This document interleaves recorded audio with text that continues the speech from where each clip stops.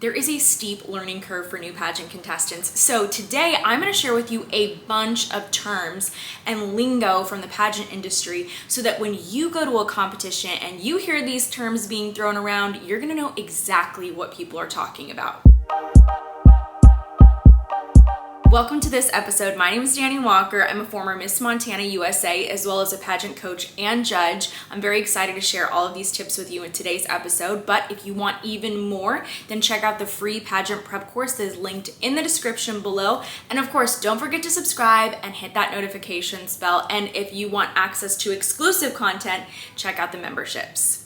Let's kick things off with the Miss Congeniality title or award. So some people wonder if this is an actual title in pageantry, and the answer is kind of yes and no. Essentially, it's a special award that is given to a contestant, and the winner of this award is selected by the fellow contestants. So the way that you choose a Miss Congeniality is they take a vote at the pageant, and it's a secret little vote and ballot, and you essentially are choosing the contestant that you felt was the nicest, the friendliest, the easiest to get along with. Some pageants will also call this award the Miss Personality Award, but essentially it's the same thing. Another common award at pageants is called the Director's Award, maybe the Director's Choice, and this is the non-finalist. Non-finalist meaning this contestant did not move on to the semifinals in the pageant. So that contestant is selected typically by the director as well as the staff. They're a contestant that the staff and director believe has great potential. So essentially you are given this award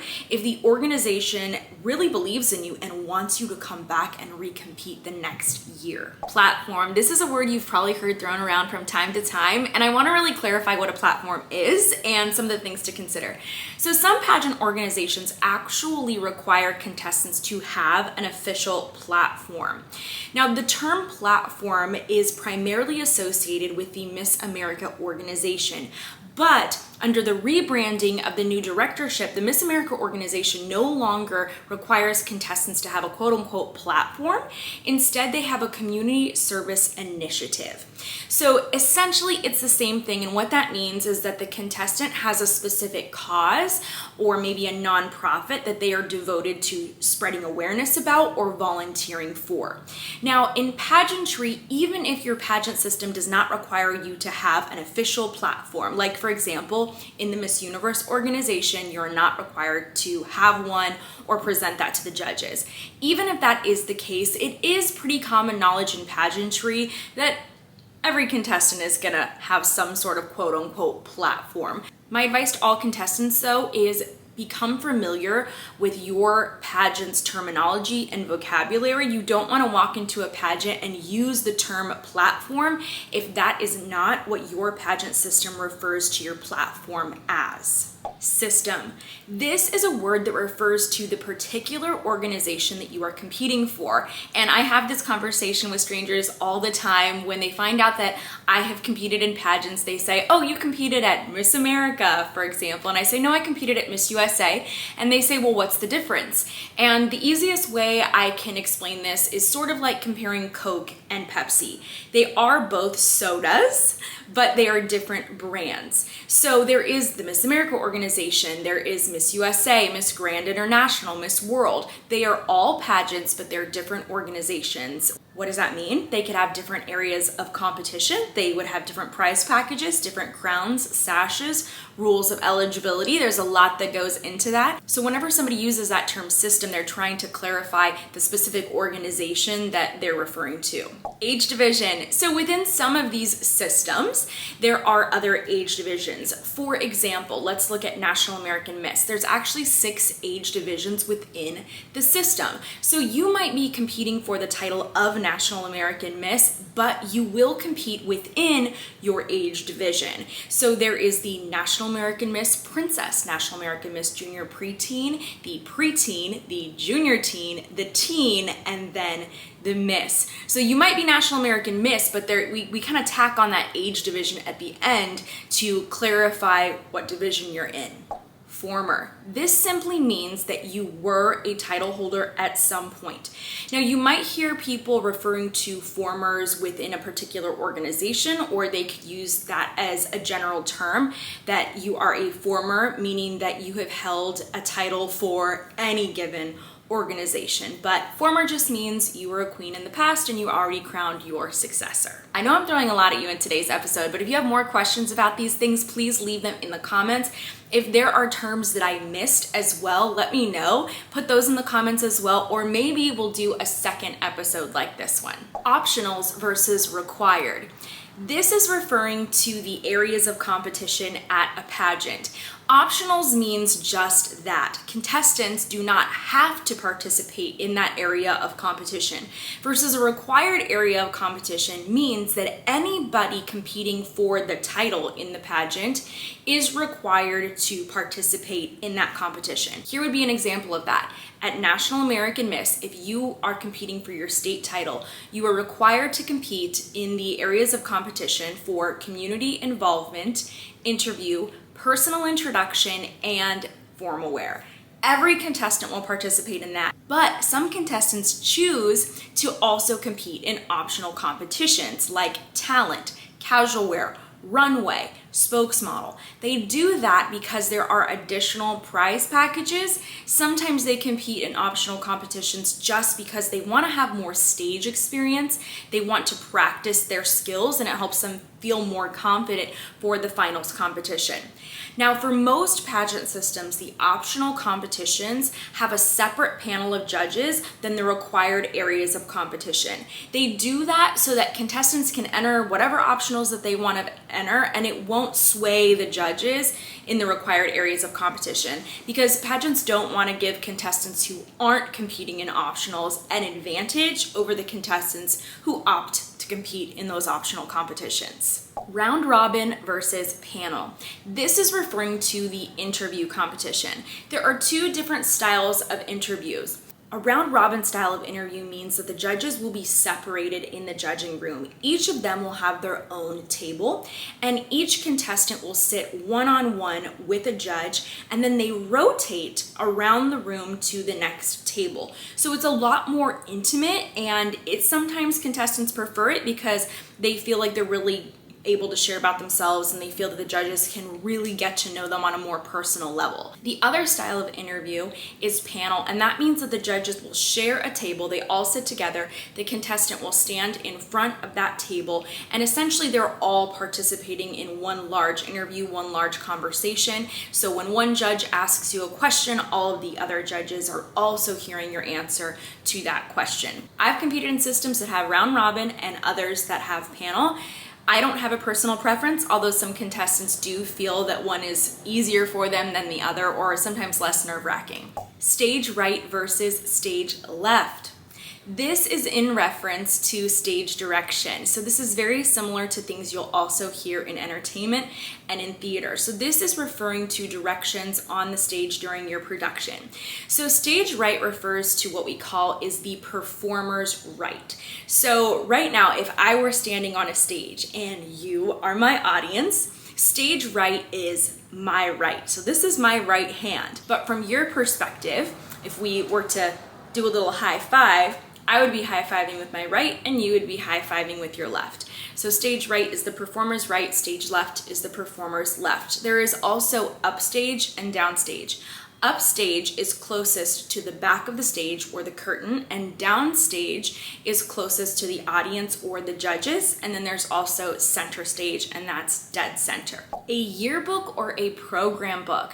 These are the exact same things. So a yearbook or program book are essentially commemorative keepsakes, things that you can take home with you. This is very similar to something that you would receive if you were watching a musical, a theater production, any kind of performance or concert. You can often take home the program book, and it'll have things like all of the contestants inside of it. Maybe there's information about the show's entertainers, a welcome letter from the pageant director. Most oftentimes, sponsors will be featured in this yearbook or program book. Second to that is something we call ad pages, and this is very common in a lot of pageants. Some pageants will require contestants to sell an ad page, and for other pageant systems, this is completely optional, but it is pretty common to hear about this. So an ad page essentially is when a contestant sells that page to a sponsor. Now this may be somebody who is sponsoring her journey. This could be a local business that wants to place an advertisement in the ad book, program book, or yearbook, whatever they refer to it as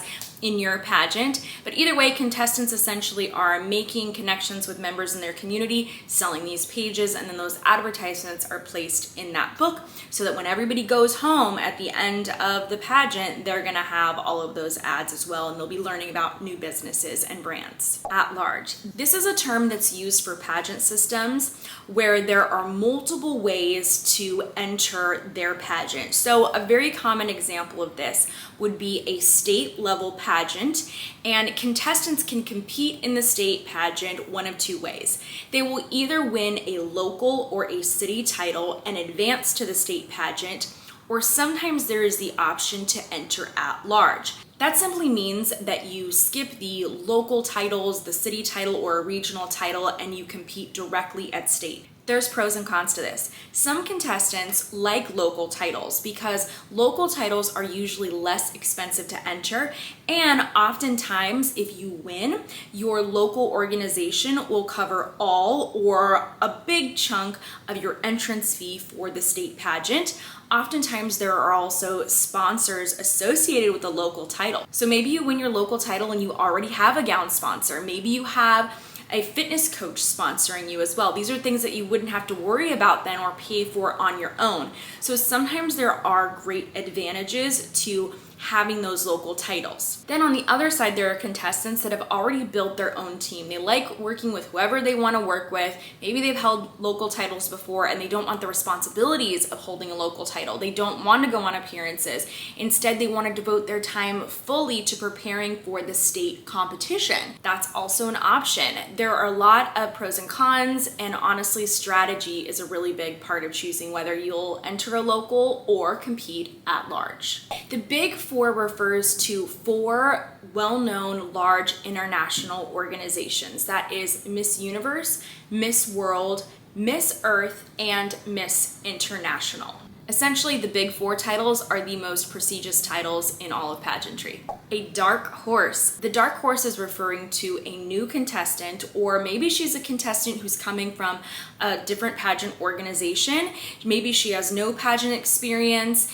She's just somebody that's relatively new to the system and usually relatively unknown, or maybe she's very underrated, but she is someone that when people watch her and they watch her preparation and evaluate that, a lot of people will say she could be a dark horse because she could surprise people at the pageant. Sometimes a dark horse wins a pageant, even if she's competing against formers or maybe last year's first runner-up.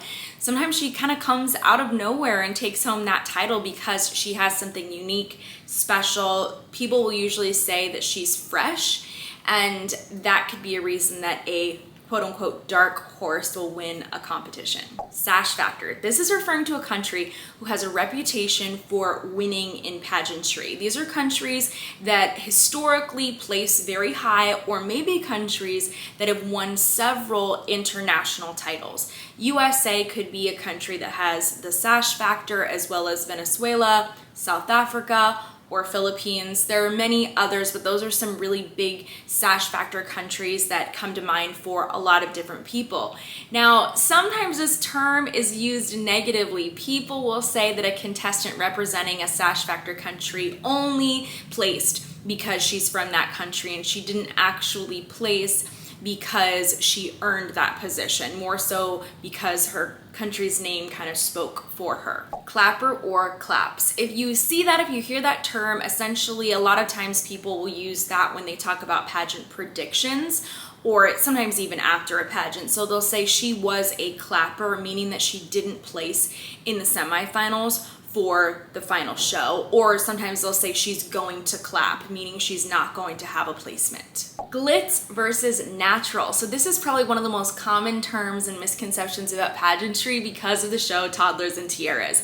So a lot of people think that all pageantry is like Toddlers and Tiaras. In reality, the pageants that are featured on the show Toddlers and Tiaras are a specific type of pageant.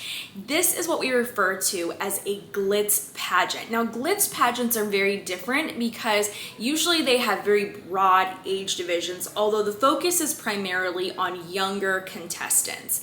At a glitz pageant, contestants can start competing literally from birth. There will be infant pageant competitions. The emphasis at glitz pageants is typically beauty and performance and confidence. Oftentimes these pageants will not even have an interview competition or a public speaking area of competition. The contestants are judged based off of their physical beauty. And what's interesting about glitz pageants is that there are often many enhancements. Contestants might use enhancements like hair extensions, eyelashes, fake tans, or flippers. That is also another term we'll talk about. A flipper is kind of like dentures, but they're temporary. They are molded off of a contestant's teeth, and essentially if a young contestant is missing teeth or maybe has braces, anything like that, she'll wear a flipper so it looks like she has a perfect smile. So these are things that are allowed only in glitz pageantry, and in natural pageantry, which is actually much more common, especially in the United States, those things are not allowed. So in glitz pageantry, you can kind of do anything, wear anything you want to wear. There's no limit. In natural pageantry, contestants have to look age appropriate and they aren't allowed to wear things like flippers. They also are encouraged to wear longer gowns instead of what we call cupcake dresses. Sherry or Giovanni. Sherry Hill and Giovanni are very, very common pageant designers. They have been around for a long time and they have dressed a lot of winners. Sherry Hill is probably one of the most common ones and one of the most popular. So oftentimes when contestants are talking about what they want to wear to a pageant, they'll say, I'm wearing a Sherry. Butt glue or boob glue. Yes, these are real things that we talk about in pageantry. Essentially, butt glue or sometimes boob glue is what we use to make our clothes stick to us, and it's how we prevent wardrobe malfunction. So butt glue, there's a couple different options that you have. There are roll-on versions of these things. There's also sprays that you can use. I'm a really, really big fan of a brand called Bosom Couture, and I have used that many times I have literally glued an entire dress onto my chest so that it would have the appearance of being altered on me. So it's one of our little tricks. Tippy Tops. Oh goodness. Tippy Tops are referring to a specific type of heel that is created by Chinese Laundry. Chinese Laundry actually renamed the shoe the teaser heel, but this was long after everyone already started using that term Tippy Tops. The reason that these shoes are very popular is because Chinese Laundry used to be the shoe sponsor of the Miss Universe and Miss USA pageants, which meant that contestants were required to wear the tippy top heel. There was actually some styles that they were required to wear prior to that, but those styles didn't hang around for very long. The tippy top ones were the style of shoe that we saw for multiple years at Miss USA and Miss Universe. Because Miss USA and Miss Universe are part of that big four in pageantry, they really set the standard. So because young girls were seeing contestants at Miss USA and Miss Universe wearing the tippy top style and heel, that was popularized throughout pageantry, and it is still around today, although there are a lot of people, myself included, that believe that there are styles that will look much better on stage and it's not necessary to wear a 6.5-inch heel for competition. Prelims. This is referring to a preliminary competition. All contestants compete in preliminaries unless your pageant is held within 1 day. If your pageant is in 1 day and there's only one final show, that's typically because the pageant is smaller. But when there are a lot of contestants and judges need to narrow things down, contestants will compete in preliminaries. This is very common within the Miss USA organization. For example, every contestant competes in interview, swim, and gown. After that, the judges tabulator tabulates all of those scores, and they might take the group from 50 contestants down to 15. Those 15 contestants are called semi-finalists. Those semi-finalists then will have the opportunity to recompete. So they're gonna do maybe everything all over again. They might only do some areas of competition all over again, but regardless, they will recompete at a final show. I've seen shows where semi-finalists will be announced and they will compete in swim and gown, and then they'll narrow it down again to a top 5 for an onstage question. And then in other systems, semi-finalists might compete in swim, and then they might narrow it down again for the evening gown competition, and then they can narrow it down again for a top 5 or a top 3. Finals, or the finale, as I just mentioned, it's the end of the show. It's where the queen is selected. New title holders can be selected in a number of different ways, but you may hear of the phrase composite score. So when pageant systems say that a title holder is going to be selected based off of her composite score, what that means is that she's going to be selected based off of her preliminary score combined with her finals score, and all of that is going to be averaged out. In some organizations, they do it a little bit differently, and contestants will compete in prelims. When you make it to the final competition, all scores are wiped clean, and essentially you are recompeting from scratch. So things will be a little bit different, but these different ways of scoring can definitely affect the results of a pageant. Fun fashion versus runway. So this one is a little bit tricky because it depends on the pageant that you're competing in. Some pageants will have a competition called fun fashion, and others could call it the runway competition, and it could mean the exact same thing. In both of these cases, the contestants are wearing an outfit of their choice. But the way that this can be different depending on your organization is based off of how they will score the competition. So for example, at National American Miss, they have something called the runway competition. Now this competition is a little bit unique because they are actually looking for a real straight runway model walk. But in other pageant organizations, they'll have something called the fun fashion competition. This is common for a pageant called International Junior Miss. Now this is very different because it's a lot more playful. The walks are very creative. There are routines, and you actually have a lot of freedom with the styling of these routines, versus the runway competition at National American Miss. Every single contestant has to follow the same walking pattern and routine. Essentially, in these competitions, judges are looking for very different things in terms of performance. So there might be a distinction between these two, but if you are competing in a system that only offers runway or only offers fun fashion, then typically what they're looking for is a performance that would be traditionally referred to as a fun fashion performance. So they're usually looking for a fun routine. You're going to be playful with what you're wearing, you're going to be smiling, and you're going to choreograph your own walking pattern. That is usually what they're going to be looking for, even if they refer to the competition as runway. Others also refer to it as high fashion runway. There's lots of different names for it. It is a little bit confusing. It is important in those cases to ask your pageant system and your director for a little bit of guidance and ask them, what are they actually looking for in this area of competition? Should I be smiling? Should I have a straight face? Do I need a routine, or is it going to be provided for me? Okay, that was a lot even for me. If you have more questions about this, of course, let me know down in the comments. If you just found my channel, I hope that you're gonna subscribe because I share weekly tips, recaps, vlogs, and style episodes on the channel that I hope that you'll enjoy. But thank you so much for joining me for this one, and I hope to see you very soon. In the meantime though, check out these other episodes that I created. If you liked this one, I think you're gonna like those ones too.